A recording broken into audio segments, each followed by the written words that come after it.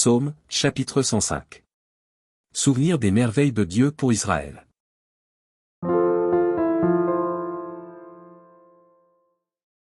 Louez l'Éternel, invoquez son nom.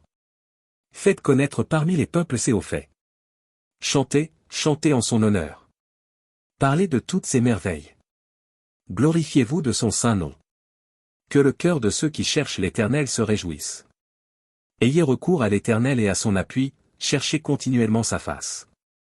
Souvenez-vous des prodiges qu'il a faits, de ses miracles et des jugements de sa bouche. Postérité d'Abraham, son serviteur, enfant de Jacob, ses élus. L'Éternel est notre Dieu, ses jugements s'exercent sur toute la terre.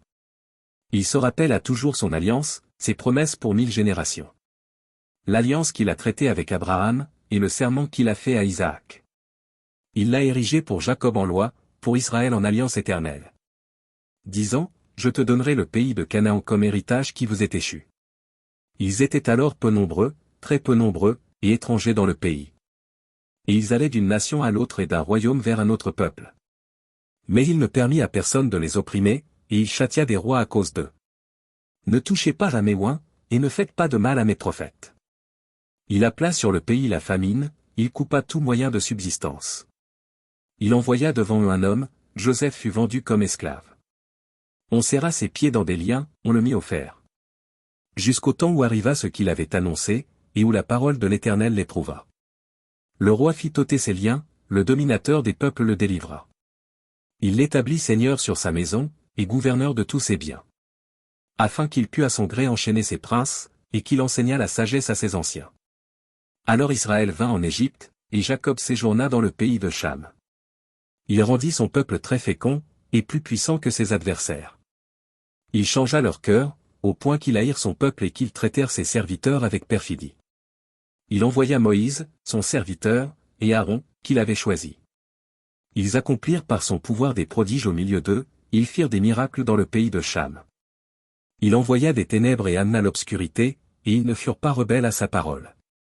Il changea leurs eaux en sang, et fit périr leurs poissons. Le pays fourmilla de grenouilles, jusque dans les chambres de leur roi.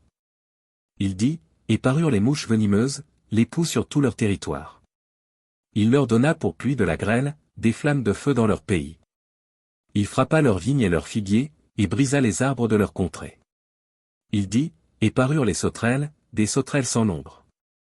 Qui dévorèrent toute l'herbe du pays, qui dévorèrent les fruits de leurs champs. Il frappa tous les premiers-nés dans leur pays, toutes les prémices de leur force. Il fit sortir son peuple avec de l'argent et de l'or, et nul ne chancela parmi ses tribus. Les Égyptiens se réjouirent de leur départ, car la terreur qu'ils avaient d'eux les saisissait. Il étendit la nuée pour les couvrir, et le feu pour éclairer la nuit. À leur demande, il fit venir des cailles, et il les rassasia du pain du ciel.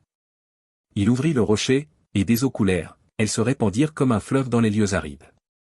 Car il se souvint de sa parole sainte, et d'Abraham, son serviteur.